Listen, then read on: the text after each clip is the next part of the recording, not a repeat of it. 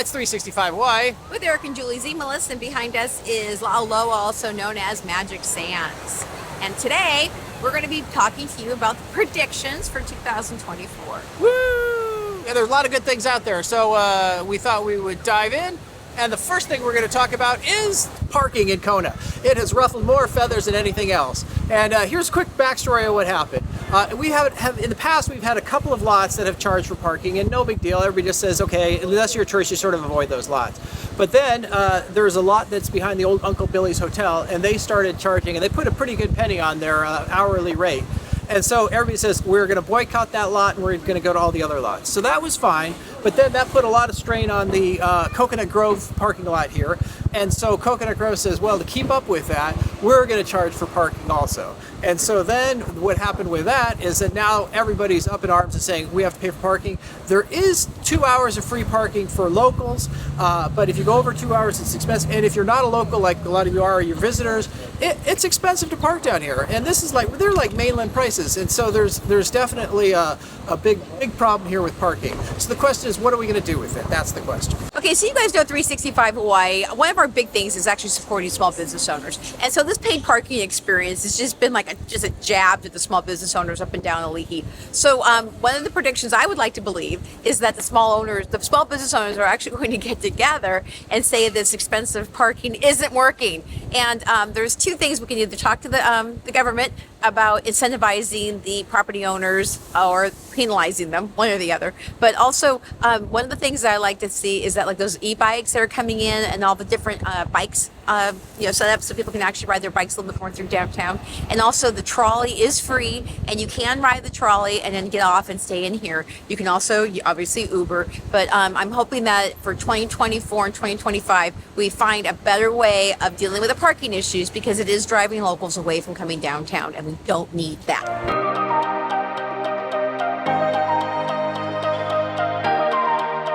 Tourism, and we got just a few numbers to give you guys an idea what's happening. Right. This is as of 2023 October, and there was 133,000 people that came to the Big Island here, a 6% decrease from October 2022. And just to put things in perspective, 2022 was the biggest month that we had, and it was kind of like post-COVID, and everybody had finally gotten enough money and been able to get out, and this place was just on fire during that time. And also during October 22, as you remember, 5,000 extra people were here because of IronMan too. Oh, on top of that, that was a nutty freaking time to be here in Kona. Speaking of tourism, so what else does the Hawaii Tourism Authority say? So they also talk about spending, and spending is up by 8% from what it used to be.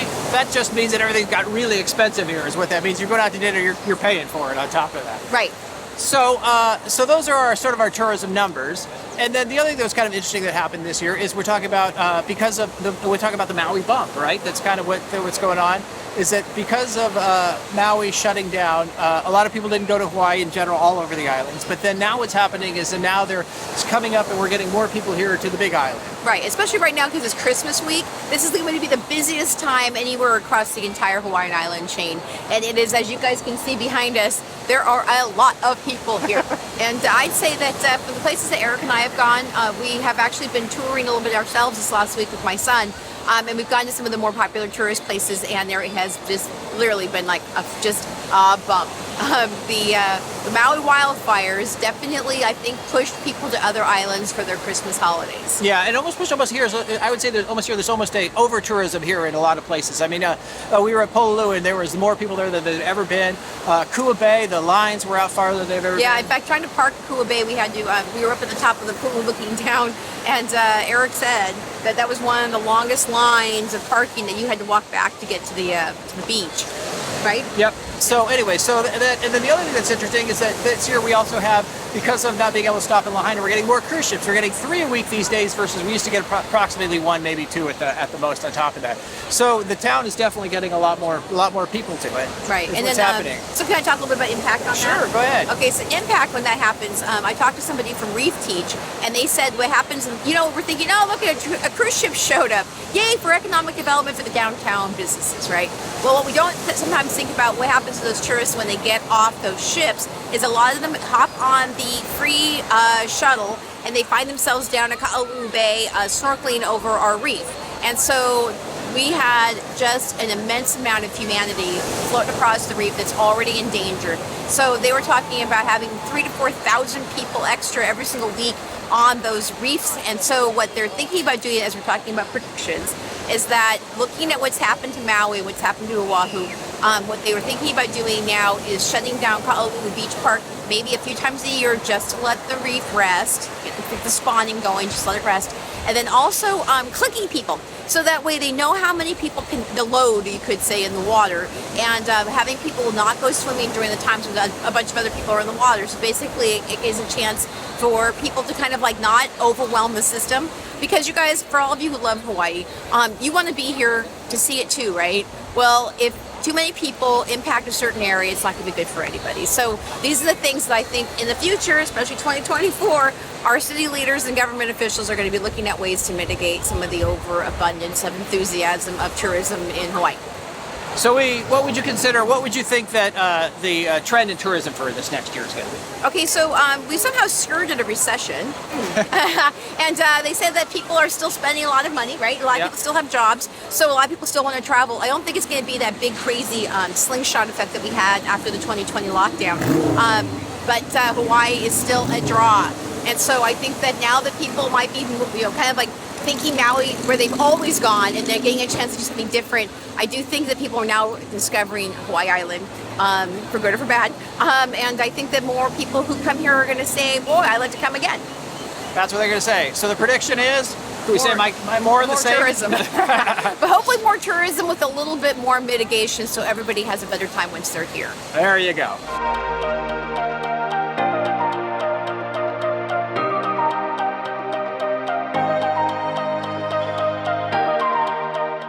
If you've been around Kona for, I don't know, 20 years, you will know what behind me is one of the biggest eyesores that Kona has ever. This has been a big slab of concrete that has just been rusting out here. Now we heard that Diamond Resort is going to be, has an application in to put either a hotel or timeshares on this property for the 100 rooms. So there's even a prediction that somebody told me that it might happen in the next 2 years. I'd like to see that. But the point is, something is going to happen. You know that big old piece of cement that we were like looking at over there? You guys, seriously. One of the things that I think is happening in Kona is what we call a good refresh. And we've seen it in a couple of the businesses in 2023. And we are expecting to see more of it, because you know what's happening here, you guys? As we were talking about more visitors coming to Hawaii Island, the price of things are going up, including the price of commercial real estate, regular residential real estate, and life here. And so people want to see things look a little better. Well, so, especially, particularly the people coming. I mean, if you come up with a good business, you get more people coming. So we're starting to see an uptick of everything instead of a little bit of the old sleepy Kona Village that we used to see before. Right. So it's if you guys have been watching this, you guys know the whole Sam Choi's experience. Well, one of the things they did was they took Sam's name off of that restaurant and they turned it into Sunset Kailua. Yep. And they refreshed it. Not change of ownership, but they put a new coat of paint on it, you could say, and gave the menu an update. And you're seeing a little bit more of that coming. Maybe we don't have brand new things, but people are taking what was already existing and just making it. Good example of that was that Pacifica 19 hotel that opened this year. That was it was called the Seaside Hotel, and it was very bare minimum kind of place. And they brought it in. They made it a sort of not a luxury hotel, but a traveler's hotel. Yeah, kind of like a hip. Yeah. Yeah. So we got more of that coming on, which makes it kind of, it's fun. Definitely makes it a good place to see some of these things. Right, and then we've also seen some, so you guys, we do these quarterly updates for businesses, new businesses in Kona. And when we get a chance to meet with different business owners, we're also seeing some younger entrepreneurs able to open up new businesses in some of the more tired spaces because the commercial real estate prices there are a little bit lower. So we've seen young women, we're talking about boutiques and like the Cat Cafe and Tasty Kona, all these, really like a lot of like women, which I think is also pretty cool, taking on business ownership in a new level. And we even, I think we're also seeing just people doing more interesting things with the commercial space. Yeah. You know, there's even up in Waikoloa Village, they bought that, they have the whole new Waikoloa Plaza. And there's a person that's going to put together basically like a selfie cafe, and just some different cool ideas that are sneaking their way into West Hawaii, which is cool. I look forward to seeing it. As a matter of fact, one of those things we're going to do, and we'll do a video on what's up at Waikoloa as well, because there's a lot of new things. Yeah, the whole plaza is a whole new business experience. And then also, I think that as you're just driving around town, you're seeing more murals.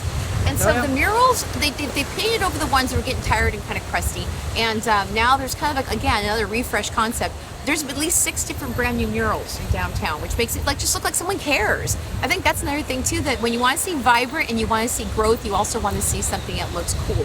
But the cool thing is on this one too, some of our old time fans will say, well, we don't want it to change too much because we love Kona the way it's always been. There's still plenty of that as well. Yes, there is.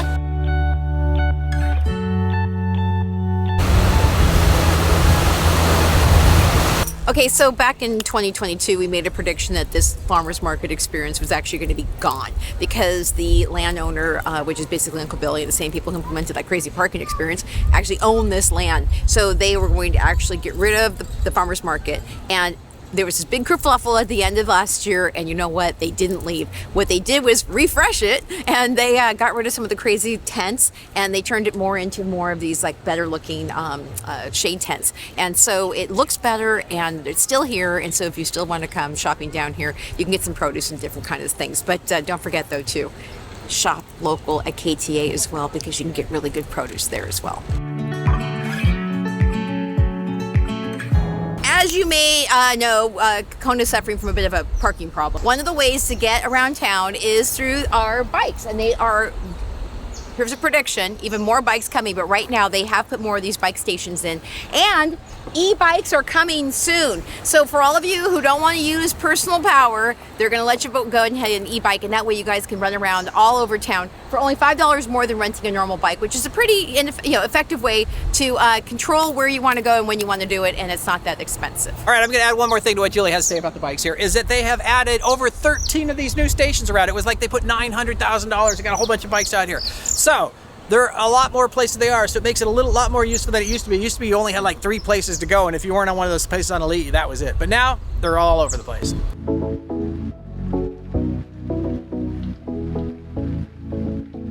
I'm going to give you a quick little update and a prediction for housing in Hawaii. So the good news is that the county has been working on the permitting process. That has slowed down building housing in Hawaii, here on the island, for years. So finally we got it from Mitch Roth that they are doing a very quick turnaround. Now we are going from the worst in the state to the best in the state in terms of permitting. So yay for right now.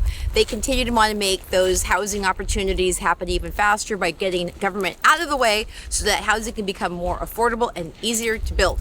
So the good news is that we've got the county who had just put $17 million into some affordable housing projects. So that way across the island, not all in one place, there's going to be opportunities for attainable and affordable housing for workforce housing. Also, we are seeing some other opportunities. People are just putting in some spec houses, some different kinds of homes. We don't have, 250 houses are not going to be built at the same time. But the big housing driver in the near future prediction, Waikoloa Village. They have the room for it, the infrastructure, and the experience around it. Of course, they probably want to get a couple more roads to get out of there in case anything crazy happens. But in terms of Kona, the prediction for the future is we're not going to have a hell of a lot more housing, but there is going to be some planned units that are going to help our housing crisis, which is awesome.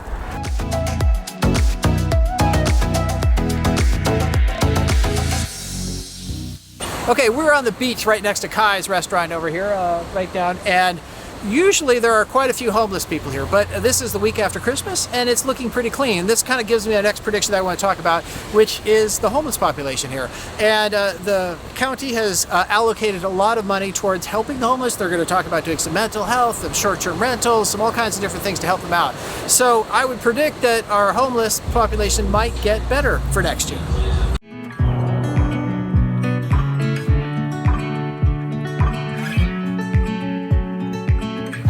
Okay, so as you guys might remember, that was Gertrude's Jazz Bar, and it has now closed. And so the prediction I'm hoping is, because we need a good live jazz bar, not just jazz, but a meeting place for residents like ourselves, that we get a chance to meet friends and come down here and see a beautiful view. So I'm hoping, my little wish prediction is that some new business owner takes that space on and turns it into the gathering place it used to be.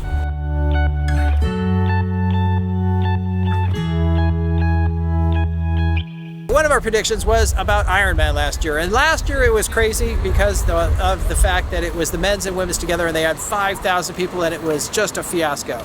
Too many people in Kona. This year, 2023 was the women's Ironman, and it went quite smoothly. It was smooth going up to the event, and it was smooth at the event, so that worked out pretty well. There was a lot less athletes in it. Prediction for 2024, the men will be here, maybe a little bit more aggressive, but it should still be better than the craziness it was in 2022. It seems to be happening every year that we can almost say, predictive-wise, is we have lava coming from Kilauea and a year and a half ago, Mauna Loa. So there's always something going on with volcanoes on this island. That's right. We had 2 flows this year. One was in June and one was in September. And on the September one, we were there the day that it went off. And how was that, Julie? You know what, though? That eruption was my favorite because it stayed in the caldera. It was a Hale Mau Mau. And they had, like, I don't know, like 14 different eruptions, like sites. They had, like, little cinder cones. It was like a line that just was going off all around. It was so cool. And then it had, like, a spigot at the end. It was beautiful. It was fun to photograph. People were safe. It was amazing, and it only lasted for like 12 days. It wasn't very long. The vlog was kind of crappy for those days. But everyone was up there looking at all the cool, lava fluttering everywhere. And then all of a sudden it just went bing, and it was done. And we haven't seen it since. We've had these beautiful blue days, and it's so clear. I love our air quality. But we know that Kilauea has been kicking it up lately. We actually had an earthquake here about 3 days ago. And then before 4.0. Yep, and then a couple weeks before that, we had a pretty good strong shaker. Yeah, a little less. That was a 3. About 4. About 4. Welcome to filming downtown. We got right, a little ambulance section there. Yeah. But the earthquakes, they said, are starting to show that there's magma activity, probably about to erupt at some point. Since we've been here since 2005, we've seen Kilauea erupt at least 12 times, but only Mauna Loa has done once. So I am predicting that we'll probably most likely see Kilauea erupt for this year, definitely. I would agree with that prediction. We're definitely getting a lot of earthquake swarms. So the question is, are you lucky enough to be here when it goes off? Right. And so let's see how that cooks up this year. And you know who's going to be at it? We will.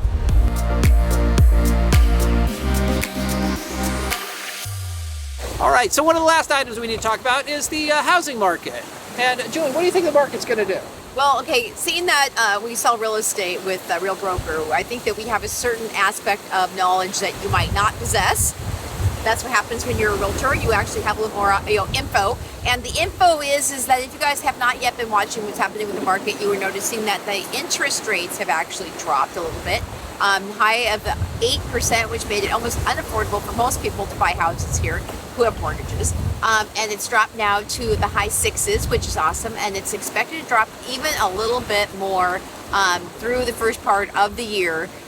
There's talk of the rate coming down 3 times and maybe 4 in 2024. Okay, so there's a downfall on this too. When the rates come down, it does something. It brings out more buyers. So there's still going to be the same competition for real estate as there was this year. We just have a housing shortage. I know that everyone across the country is saying that as well, but at least they have room and the willingness to build, which is not happening here. So you're going to consistently see lack of supply. You're going to constantly see lots of demand.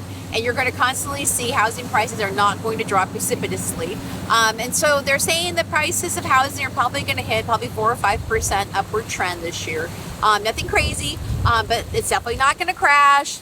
But what we're seeing here also locally is that there is more housing coming on the market because, lo and behold, people who have lived here for 2 or 3 years sometimes find this is not place that they think they want to spend the rest of their lives. A little story about that. A lot of people moved over here because of the pandemic, and they thought, oh my gosh, if I'm going to have to pandemic somewhere, the Hawaii would be the perfect place. Work from home, everything's great. They come here, they realize that it's not the perfect place to live if you're used to a big city life, and also the fact that that they're getting pulled back to their jobs in the mainland.